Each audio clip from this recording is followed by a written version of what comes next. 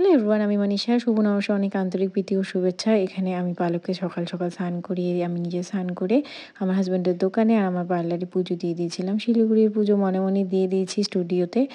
পাড়ার কয়েকজন দাদা দিদি আসছিল পালকের। কি খাচ্ছ? কি?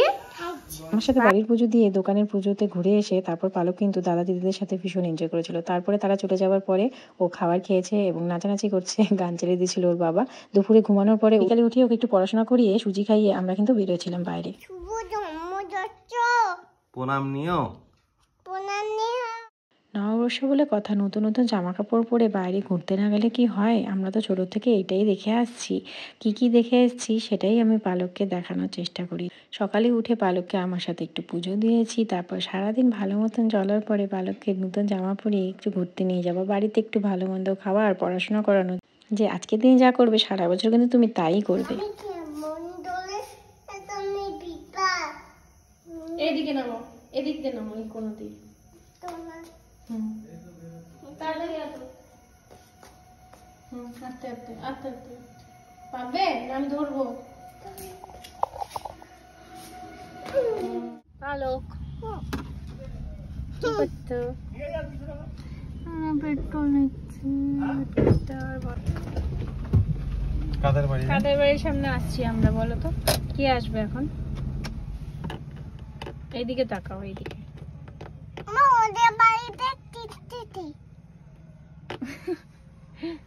অনেকে টিকটিকি আছে, ওদের টিকটিকি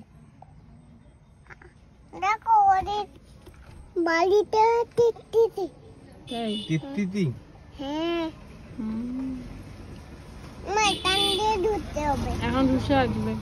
আমরা খুব একটা ভিড়ের মধ্যে যাইনি, কারো দোকানেও যাইনি। আমরা ভাবছিলাম যে একটু দূরে গিয়ে লং ড্রাইভ করে তারপরে কোনো একটা জায়গায় বাচ্চাগুলো একটু খেলে থাকবে, হালকা কিছু খাওয়া দাওয়া করব, তারপরে আমরা ব্যাক করবো।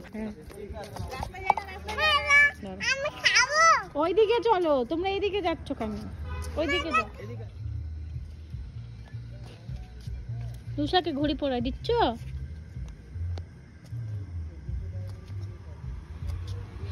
রুষাকে তো তোমরা সবাই চেনো, আমার হাজব্যান্ডের বন্ধুর মেয়ে। তো আমরা চলে এসেছিলাম আরতি রেস্টুরেন্টের দৌমনির এখানে। আর আমার হাজব্যান্ডের বন্ধু আর ওর মেয়ে এসেছিল, ওয়াইফ তো চাকরি করে, তো ও ডিউটিতে ছিল। তো আমরা এই কজনই কিন্তু চলে এসেছি আরতি রেস্টুরেন্টে। তো খুব সুন্দর অ্যাটমসফিয়ার, খুব ভালো ছিল, দেখতেও সুন্দর ছিল, সব কিছু ভালো ছিল, ব্যবহার খাবার সবই ভালো ছিল। আমি যখন ছোট ছিলাম তো বাবার সাথে সাজুগুজু করে বেরোতাম, বাবা মা দিদির সাথে। আর দোকানে যেখানে ইনভিটেশন থাকতো আমাদের, সেখানে গিয়ে ক্যালেন্ডার নেওয়া, মিষ্টির প্যাকেট নেওয়া, কোল্ড ড্রিঙ্কস খাওয়া, এগুলোকে